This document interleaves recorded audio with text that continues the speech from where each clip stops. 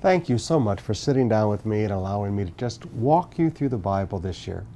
Our text today comes from our reading in Matthew, and it deals with Peter's denial of Christ. But I want us to look at it from a little different perspective.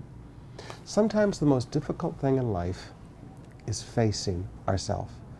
Now, remember with me that Jesus had already said, everyone is going to disown me. He did not say, betray me. He said, everyone will disown me. And Peter declared over in chapter 26, even if I die with you, I will never disown you. And all the other disciples said the same. But then when the problem came in the garden, they all ran off. But I want you to notice, beginning in verse 57 and 58, Peter followed him at a distance, right up to the courtyard of the high priest. He entered and sat down with the guards to see the outcome. Peter was trying, okay? He was trying to live his words. Now the problem with trying to live your words is you're trying to live your words and you're not facing yourself. And that gets very, very difficult.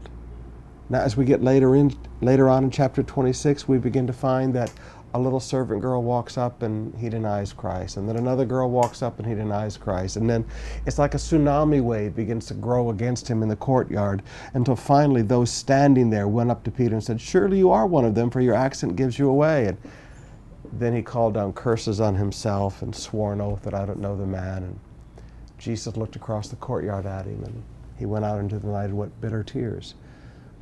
Sometimes the most painful thing in life is facing ourselves, getting to know ourselves.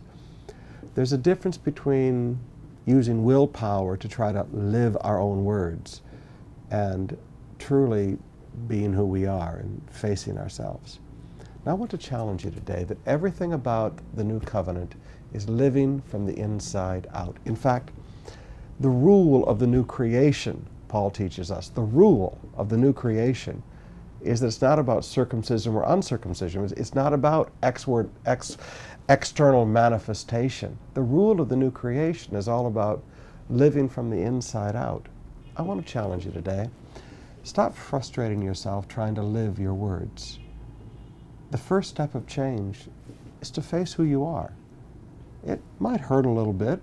It might hurt a lot. But face who you are and then come to God and let Him change you.